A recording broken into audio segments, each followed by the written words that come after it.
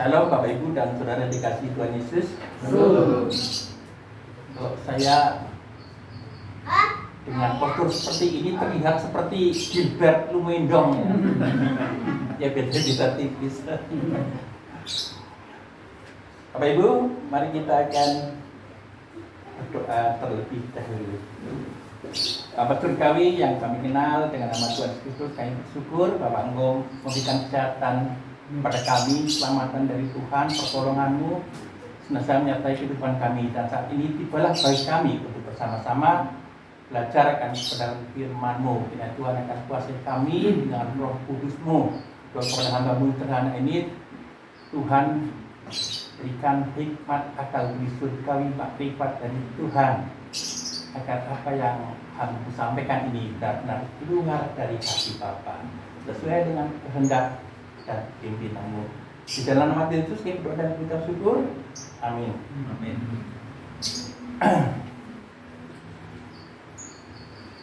Bapak Ibu dan Saudara dikasihi Tuhan Yesus, ada sebuah ceritanya begini ya. Ada seorang bernama Pak Pawiro. Pak Pawiro itu punya istri dan 2 orang anak. Pada suatu pagi dia naik ke atas ke genteng ya untuk memperbaiki genteng yang bocor karena semalam hujan deras. Pak Pawiro naik ke genteng dan itu cukup tinggi sampai ke tanah. Dan dari genteng itu rupanya ada yang licin karena ada lumutnya, sehingga Pak Pawiro terpeleset dan jatuh ke tanah. Lalu dia merasa gelap, masuk lorong, tiba-tiba terkuak. Dia melihat di depannya ada sebuah lautan, tapi lautan api. Begitu menyala-nyala, sangat panas, terasa sekali hawanya dari pinggir. Dia masih berada di tepi lautan api itu. Loh, aku ada di mana ini? Kata Pak Pawiro. Dia menoleh ke belakang, rupanya ada beberapa sosok yang warnanya hitam-hitam memegang tombak. Aku ada di mana ini? Kamu ada di neraka. Sebentar lagi kamu harus terjun ke sini, ke neraka. Loh, apa salahku? Saya tidak pernah berbuat jahat sama orang. Ya, karena itu keputusan dari Tuhan sendiri. Kamu berdosa dan kamu harus dimasukkan ke dalam api yang menyala-nyala ini. Oh, tidak bisa, saya tidak mau. Sebentar lagi, nanti jam 10 saya harus mengambil rapot anak. Nanti jam 12 harus mengantar istri ganda di swalayan. Dan besok harus mengambil uang warisan 1 miliar. Nggak bisa. Tapi ini keputusan Tuhan. Loh, apa lagi kesalahanku? Kamu tidak mempunyai buah. Tidak mempunyai buah, emangnya aku pohon rambutan? Gak bisa. Pokoknya itu keputusan Tuhan. Kamu berdosa bersalah harus terjun. Sekarang terjun. Gak mau. Dia pegang terus di tepi jurang itu, pagar. Disodok-sodok terus. Dia ya karena ini ada 6 masuk makhluk hitam-hitam lebih kuat pakai tombak. Otomatis terjatuh ke dalam lautan api. Kudebuk. Dia bangun, putar-putar mata. Aku ternyata jatuh dari tempat tidur. Dengan napas tersengal-sengal, napas bosan, keringat dingin keluar. Untung aku tidak ada di neraka yang tidak ada habisnya siksaan seperti itu. Aku bersyukur. Tiba-tiba dari ruang tengah istrinya mengundang, Pak, ini kopinya sudah siap, sini. Sebentar lagi menjemput anak dan mengambil rapot. Kenyataan dia keluar. Sebelum minum kopi, cepat-cepat dia memeluk istrinya seakan-akan dia sudah mati hidup kembali. Bertanya, loh kenapa Pak? Kamu romantis sekali. Iya, aku sepertinya mati hidup kembali. Pak, nanti anaknya bilang, Pak nanti ambil rapot saya. Iya, heran itunya. Rupanya Pak Paigri itu seperti sudah mati tapi hidup kembali, diberi kesempatan oleh Tuhan. Mari kita akan melihat di dalam Lukas 13, Injil Lukas 13. Injil Lukas 13 ayat 6 sampai 9. Lukas 13 ayat 6 sampai 9. Saya akan membacakan angka yang genap dan Bapak Ibu Saudara angka yang ganjil. Perumpamaan tentang pohon ara yang tidak berbuah. Sudah ketemu semua ya? Oke, ayat 6 dulu. Lalu Yesus mengatakan perumpamaan ini. Seorang mempunyai pohon ara yang tumbuh di kebun anggurnya, dan ia datang untuk mencari buah pada pohon itu, tetapi ia tidak menemukannya. Lalu ia berkata kepada pengurus kebun anggur itu, sudah 3 tahun aku datang mencari buah pada pohon ara ini, dan aku tidak menemukannya. Tebanglah pohon ini, untuk apa ia hidup di tanah ini dengan percuma? Jawab orang itu, Tuhan, biarkanlah dia tumbuh tahun ini lagi. Aku akan menyangkul tanah sekelilingnya dan memberikan pupuk kepadanya. Mungkin tanah di depan dia berbuah, jika tidak, tebanglah dia. Amin. Ya, firman Tuhan mengajarkan kepada kita saat ini tentang perumpamaan pohon ara yang tidak berbuah. Mungkin di ayat yang lain juga ada tentang pohon ara yang dikutuk Tuhan Yesus, tapi ini perumpamaan. Nampaknya perumpamaan nggak usah terlalu dipusingkan ya, cuma didengarkan saja karena ini hanya sampiran aja agar untuk mempermudah pemahaman kita pada firman Tuhan. Jadi ada seorang pemilik tanah yang menanam anggur, pohon anggur, tetapi di tengahnya juga ada pohon ara.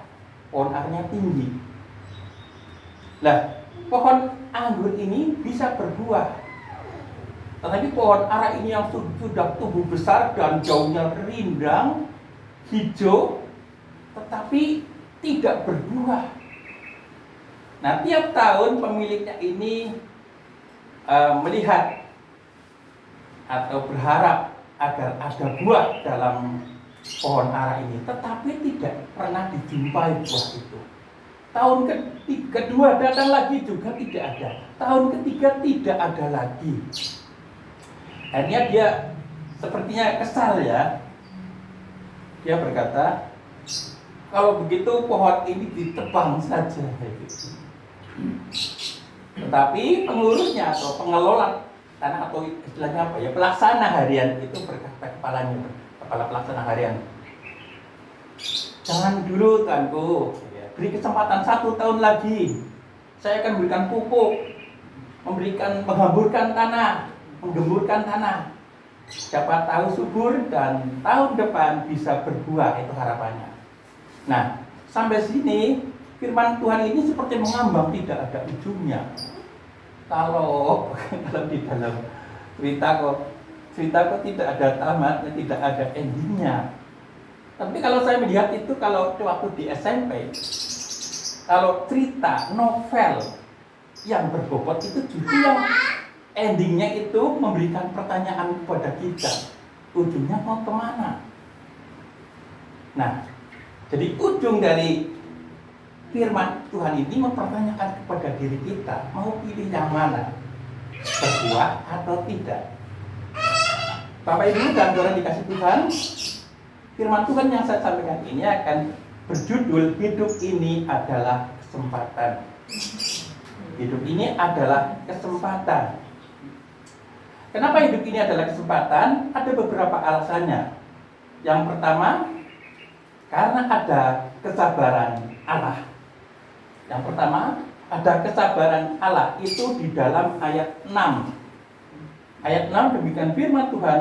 Lalu Yesus mengatakan perumpamaan ini. Seorang mempunyai pohon ara yang tumbuh di kebun anggurnya, dan ia datang untuk mencari buah pada pohon itu, tapi ia tidak menemukannya. Kalau dijadikan satu buah kata, mungkin menjadi kata apa? Bisa juga pengawasan, ya, bisa juga kesabaran. Ya, saya mengambil kesabaran saja karena sebentar-bentar pemilik ini melihat kebun anggur itu yang ada pohon aranya ditiliki terus setiap tahun, diawasi. Nah, pengawasan ini mengandung pengertian itu sebagai seperti penyelidikan atau monitoring Allah atas hidup kita. Bapak Ibu dan Saudara yang dikasihi Tuhan, dalam dunia manajemen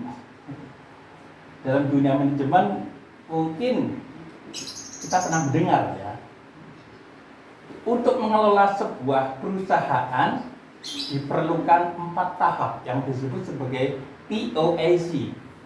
POAC, ya, ada yang tahu singkatannya? Ada ya mungkin, ya. POAC, P planning, O organizing, A actuating, dan C controlling. Di dalam sebuah pengelolaan perusahaan paling tidak ada P, planning, pengawasan, organizing, pengorganisasian, actuating, penggerakan, dan juga controlling, pengawasan. Jadi pengawasan ini yang di ujung ini sangat penting karena untuk menjaga kualitas atau mutu agar produk ini terstandar. Bagaimana dengan kehidupan kita? Nampaknya juga mirip, ya.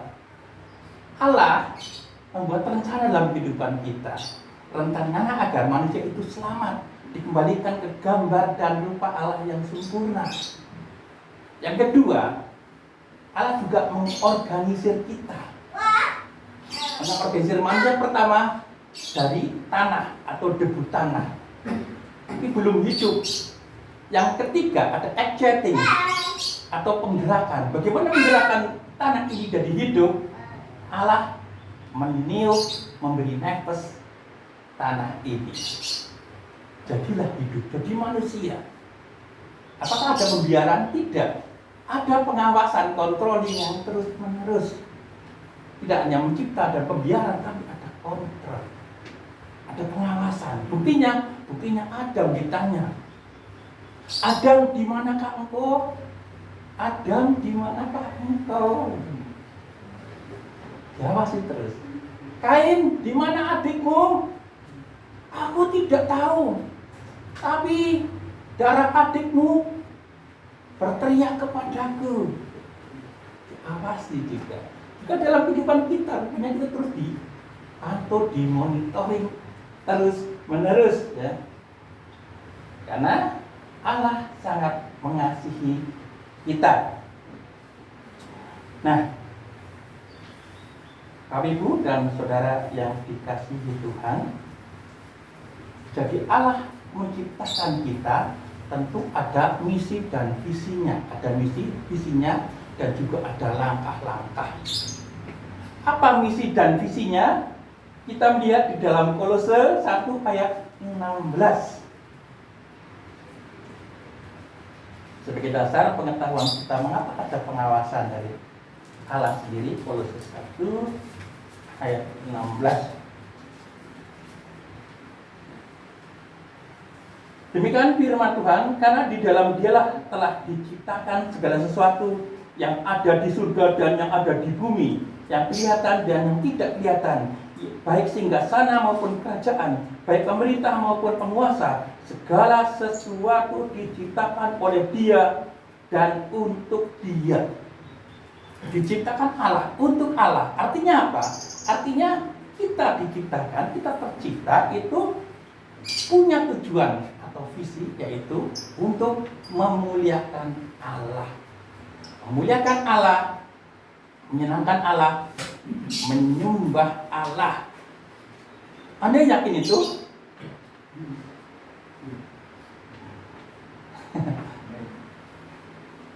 Begini, Bapak Ibu, sebagai dasar aja ya, kalau kita ditanya, kita bisa menjawab. Kenapa di dalam fakta ada dinosaurus yang hidup 65 juta tahun yang lalu? Kenapa di Alkitab tidak tertulis apakah Alkitab itu bohong? Ada yang bisa menjawab ini? Ya, sesungguhnya saya lebih percaya dulu ketika Pak Sugeng mengajar itu ada dua pilihan. Ini langit dan bumi pertama atau langit bumi yang kedua, yang artinya langit rehabilitasi. Dan saya cenderung untuk mengikuti yang kedua. Jadi yang pertama sudah ada langit dan bumi. Makanya ketika Kejadian pasal 1 ayat 1 dikatakan pada mulanya Allah menciptakan langit dan bumi. Artinya pernah Allah membuat langit dan bumi, tetapi tidak ada penyembahan dari makhluk-makhluk kepadanya. Apakah dinosaurus bisa menyembah?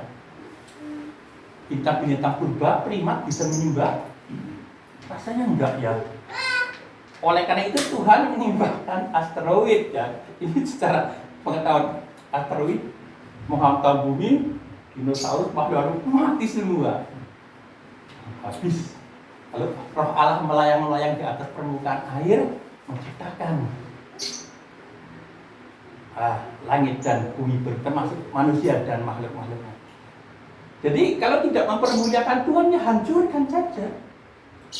Kalau kita tidak mempermuliakan Tuhan, gak segan-segan habisin saja.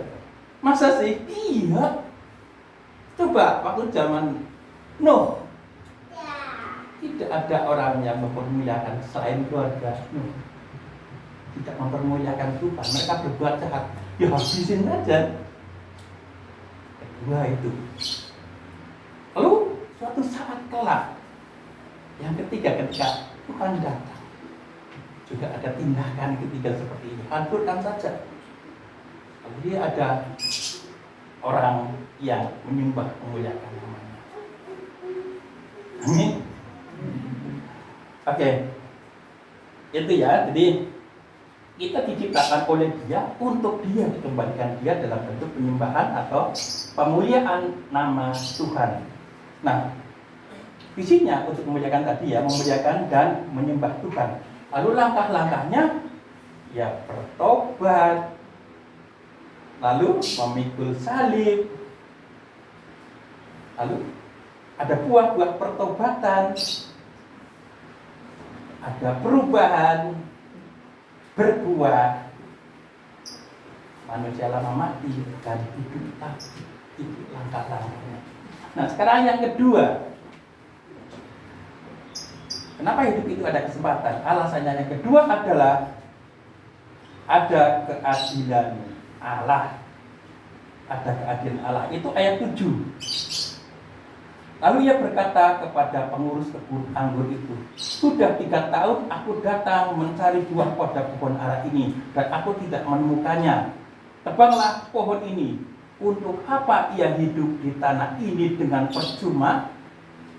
Ada yang menarik. Kalau kita lihat ada tanda baca apa?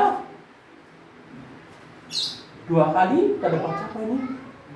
Tanda pentung atau tanda seru. Apa artinya pentung? Mengancam. Ultimatum. Memberikan penekanan. Memberikan perhatian. Itu fungsi tanda pentung. Ya.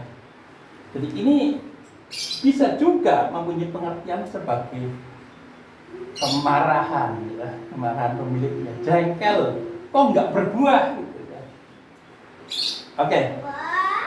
Sesungguhnya kemarahan ini beralasan karena didahului dengan kesabaran Tuhan.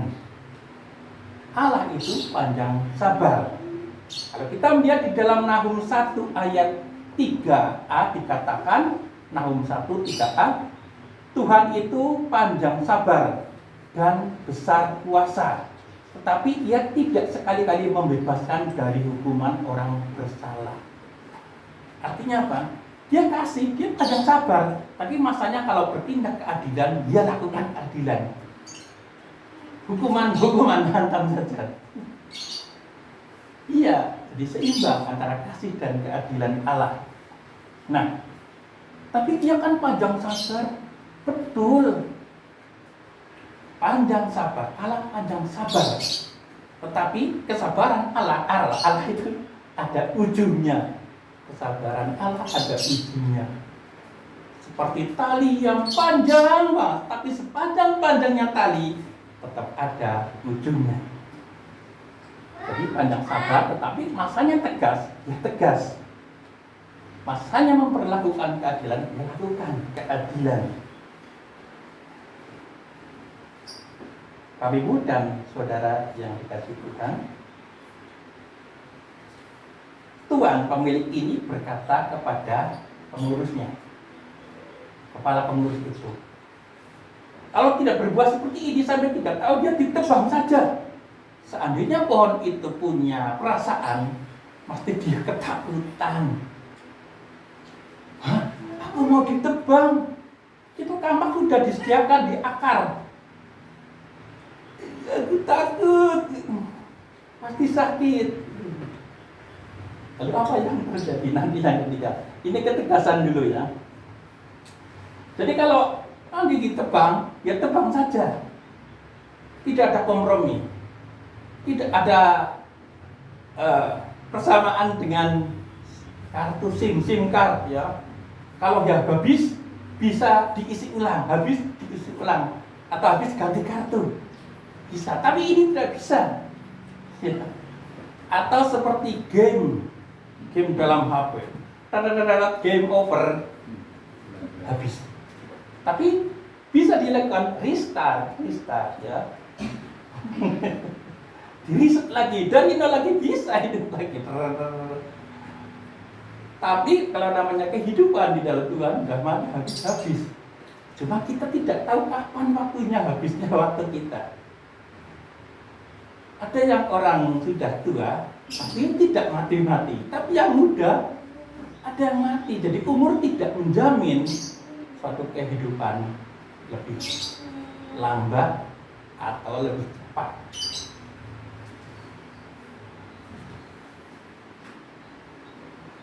Bapak Ibu dan saudara yang terkasih dalam Kristus, kita kembali ke pohon ara itu ya. Pohon ara itu seperti apa? Ya pohonnya ya daunnya lebar-lebar 20 cm, tapi buahnya itu disebut juga buah tin. Itu buahnya seperti buah delima kalau dibuka. Warnanya kalau matang merah atau merah agak keunguan. Tapi jangan coba-coba yang mentah hijau. Nanti kalian ada sekiranya iritasi lidahnya.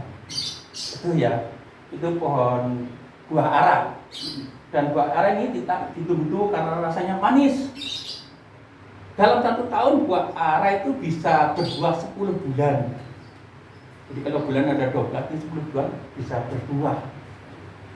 Dan kelebihan buah ara ini itu bisa tumbuh dengan subur baik di gunung maupun di lembah, baik tanah berbatu maupun tanah subur, tanah gembur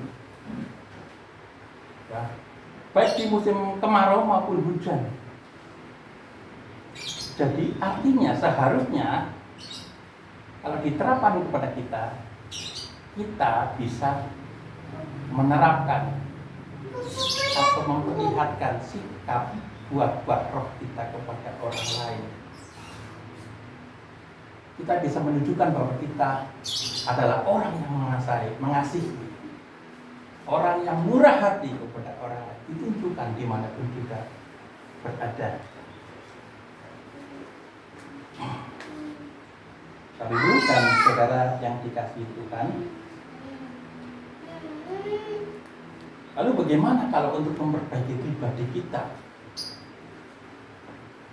Karena buah ini bisa diartikan juga sebagai buah roh. Kalau ada buah roh, otomatis tumbuh dari roh yang ada di dalam hati kita. Kalau ada Roh Kudus, otomatis tumbuh buah roh ya. Itu dalam alurnya seperti itu. Jadi yang bisa merubah hati kita adalah Allah melalui firman-Nya. Tapi kalau kita membaca Alkitab, apa kita bisa merubah hidup kita, diri kita? Ya dan tidak. Jangan prasangka dulu ya. Alkitab bisa merubah diri kita kalau disertai dengan takut akan Tuhan. Tapi kalau tidak takut dengan Tuhan, itu tidak ada artinya. Saya punya contohnya itu ya, saudara kami di kami minggu depan bulan lalu sudah pernah saya ungkapkan ini. Jadi seorang saudara saya namanya Widi itu dia membaca Alkitab sampai 3 kali putaran. Yang saya cerita ya, 3 kali putar habis dari pertama lagi sampai 3 kali sampai dapat penghargaan dari gereja, mendapatkan award karena dia membuat ada sertifikatnya. Saya lihat sendiri sertifikatnya. Tapi dalam penerapan ternyata dia tidak memiliki ya, ada kebencian dengan saudara. Alkitabnya salah? Enggak. Firman Tuhan enggak salah. Yang salah dia enggak ada rasa takut sama Tuhan. Karena kebencian akan berbuah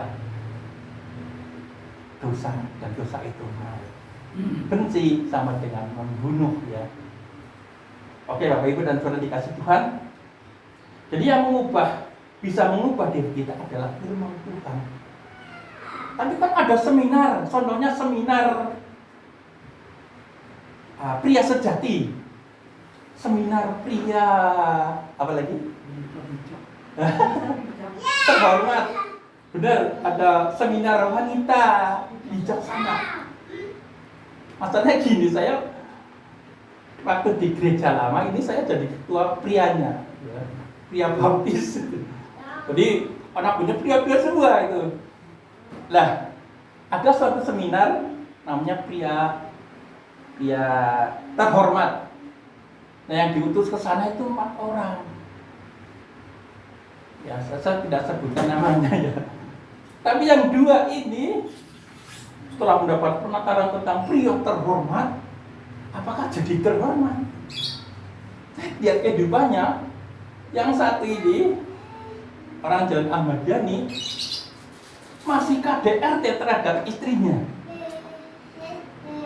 Bayangkan, kalau nonton TV maunya nonton TV dia sendiri. Anak-anak itunya masuk kamar semua, awas kalau enggak keluar. Tuh. Dan ini terus berlanjut. Nah, satu lagi, dia juga peserta pria terhormat. Ya, kebetulan koster atau pesuruh di gereja. Pertama kalinya baik, meyakinkan, pekerjaannya bersih sekali, baik, dipuji-puji karena dia rendah hati. Tapi pada satu kesempatan, ketika Pak Pendeta berlibur cuti, gereja kosong, apa yang terjadi? Dia mengambil laptop, sepatu, utang rokok banyak-banyak, terus utang duit juga, ada 1 juta lebih sama jemaat. Kemudian minggat hilang, gimana? Peserta pria terhormat, apakah itu terhormat? Nah itu kan tidak ada rasa takut akan Tuhan. Bahkan mengambil seperti ini apa ini? LCD ya, diambil karena kotor. Ya mungkin pakai kopi atau cepat hilang tanpa jejak. Cuman jemaat ya mengampuni darah itu ditanggung dia sendiri, urusannya dengan Tuhan, tidak menuntut, tidak mencari. Jadi tidak menjamin, tidak seminar penasaran pria terhormat kalau tidak disertai rasa takut akan Tuhan, rasa ketundukan pada firman-Nya itu.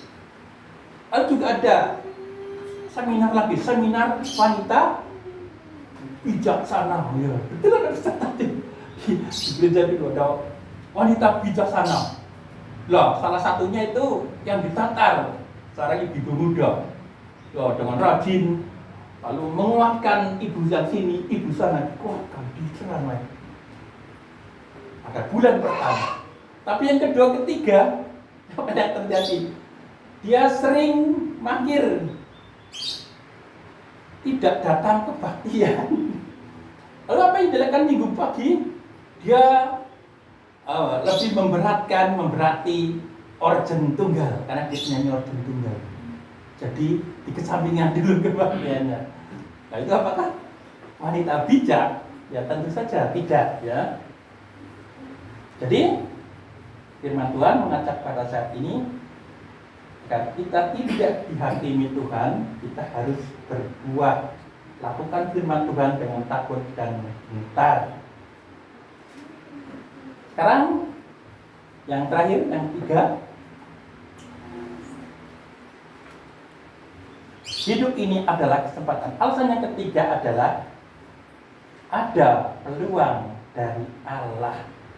Kita melihat dalam ayat 89, jawab orang itu, Tuhan, biarkanlah dia tumbuh tahun ini lagi. Aku akan menyangkul tanah sekelilingnya dan memberikan pupuk padanya. Mungkin tahun depan ia berbuah. Jika tidak, terbanglah dia. Ini memberikan kesempatan. Jika kita saat ini sedang hidup, itu artinya diberi kesempatan untuk memperbaiki sikap hati, memperbaiki penyembahan kita kepada Allah, kepada Tuhan. Jadi, kalau saya melihat firman Tuhan ini, Allah itu punya belas kasihan, punya empati, simpati dan empati. Ini saya pernah katakan ini dari kata compassion, ya, bersama dengan compassion, bersama dengan terlibat perasaan kita kepada orang lain, itu empati. Maka kalau ada Allah berempati, artinya Allah merasakan juga kekurangan kita, kepahitan kita, penderitaan kita. Amin. Oke. Jadi Allah punya belas kasihan. Jadi maunya ditebak habis lah, dihabisi. Tapi masih diberi kesempatan. Saya lihat paling tidak ada 3 kali. Pernah saya menyampaikan firman ini ya beberapa bulan yang lalu. Juga Allah sudah berkata ya, di dalam Wahyu 22 ayat 11. Firman Tuhan demikian, Wahyu 22 ayat 11. Barang siapa berbuat jahat, biarlah ia terus berbuat jahat. Barang siapa berbuat cemar, biarlah ia terus berbuat cemar. Barang siapa berbuat benar, biarlah ia berbuat benar. Barang siapa berbuat kudus, biarlah ia terus melakukan kekudusan. Firman Tuhan ini sepertinya ada pembiaran ya. Wis kena berapa enggak layak begini. Sing apik terus apik apikmu, sing suci terus sucimu. Tapi sing Allah terus bayangana Allahmu. Jangan anu sana. Tahu ujung-ujungnya apa? Nah, itu ayat 22 ayat Wahyu 22 ayat 11. Tetapi pada ayat 17-nya nyata Tuhan masih punya belas kasihan. Seperti di Culandase dicekeli buntut ya. Tapi barang siapa membutuhkan air hidup, mintalah dengan gratis, mintalah dengan cuma-cuma pada saya. Jadi masih bisa. Tuhan itu walaupun sudah mengklaim, sudah menjudge hukuman, pasti ada belas kasihan juga. Datanglah kepada aku, percayalah, aku berikan Roh Kudus kepadamu, air hidup agar kamu tidak harus lagi. Bapak Ibu, dan yang ketiga ini, ya di sini nih, di Lukas 13 ayat 89. Tetapi Mazmur 130 ayat 4 juga berkata begitu. Mazmur 130 ayat 4 berkata, tetapi padamu ada pengampunan supaya engkau ditakuti orang. Ini seruan Daud. Tetapi padamu ada pengampunan supaya engkau ditakuti orang. Ditakuti orang kan bukannya main kekerasan, main siksa, main bantai, itu ditakuti orang. Tapi malah sebaliknya ditakuti orang karena pengampunan. Siapa yang bisa mengampuni? Ya Allah. Kalau menyiksa semua orang bisa, memukul semua orang bisa, membunuh semua orang bisa. Tapi kalau mengampuni siapa? Tuhan sendiri. Artinya hanya Tuhan yang bisa mengampuni, dan Dia pantas ditakuti karena Dia bisa mengampuni. Itu kelebihan Tuhan sendiri ya. Nah, sekarang yang Lukas yang tadi ya 13 ayat 8 dan 9, ini kesempatan. Walaupun udah diklaim itu masih ada kesempatan. Ada kesempatan kita untuk berbuat, memperbaiki diri kita, hidup seturut dengan firman-Nya. Ada buah-buah. Yang kalau kita daftarkan buah-buah roh apa sih? Kasih. Punya kasih apa enggak nih? Benar-benar mengasihi?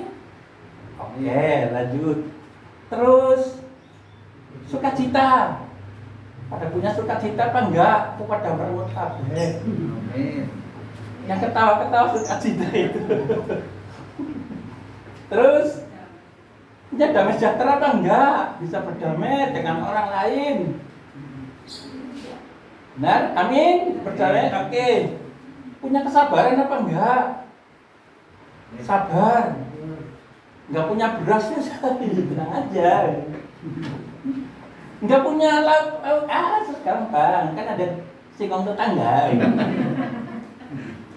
Sabar bukan gitu.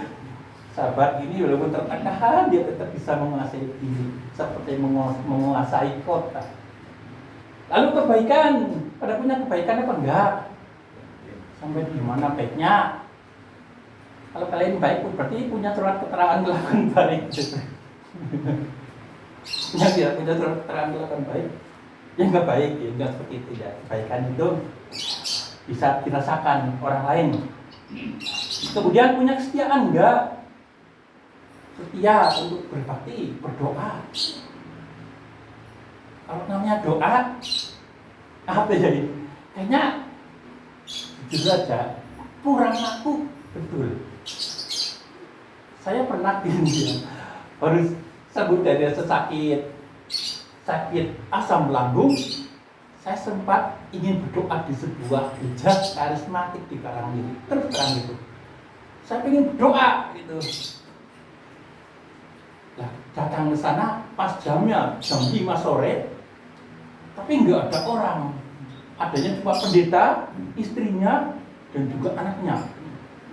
Pendeta suami itu melayani satu pujian, satu firman, anaknya nabuh.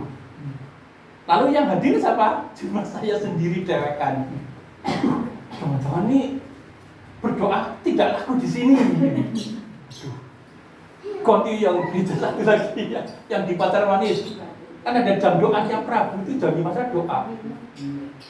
Tapi yang datang ya paling di bawah 10.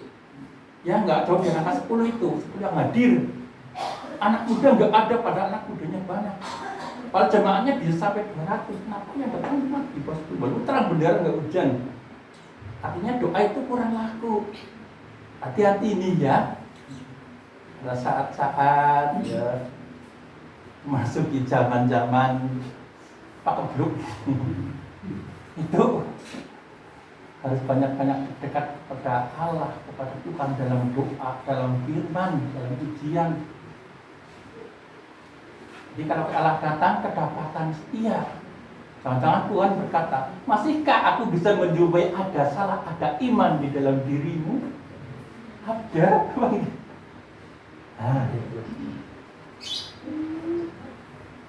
Milikilah kehidupan doa. Dan doa itu komunikasi seperti yang kemarin diajarkan Mas Teguh ya waktu di pemuridan tentang doa itu. Sarana komunikasi, doa itu merupakan hak istimewa dari anak-anak Tuhan dulu. Hak istimewa karena kita bisa meminta, bisa memuji, saya bisa mendapatkan apa yang kita harapkan, dan doa merupakan refleksi dari iman kita. Amin. Oke. Nah, yang terakhir sekali, Saya menculik pendapat atau mengutip pendapat dari seorang pelatih baseball Amerika bernama Chili Davis. Begini, growing old is mandatory. Growing up is apa? Optionally. Growing old is mandatory. Growing up is optionally. Artinya, bertambah umur itu suatu keharusan, tetapi menjadi dewasa itu pilihan. Bertambah umur itu pasti, tapi dewasa itu pilihan. Nah, pertanyaannya kalau kita pertanyakan kepada kita, maukah kita dewasa, bertumbuh di dalam iman kita kepada Tuhan? Nah, kalau dewasa itu pilihan ya. Jadi sekarang dalam hati kita bisa menjawab firman Tuhan. Mungkin tahun depan Anda, kita semua, saya bisa berbuat lebih banyak lagi. Amin. Agar tidak diterbang. Oke. Akhirnya firman Tuhan sampai di sini. Mari kita tutup dalam doa. Pak Surgawi, terima kasih pada saat ini kami bisa belajar kebenaran firman Tuhan tentang pohon ara yang tidak berbuah. Kiranya Tuhan terus akan tumbuh kembangkan perkembangan iman kami menuju kedewasaan yang dikehendaki Engkau ya Tuhan. Biarlah kami boleh menerapkan buah-buah roh yang kami refleksikan kepada orang lain, terlebih lebih kepada Tuhan dalam penyembahan dan pemuliaan nama-Mu. Tunggu Tuhan, bungkus kami dengan kuasa Roh Kudus-Mu. Di dalam nama Tuhan Yesus kami sudah berdoa. Amin. Tuhan kembalikan.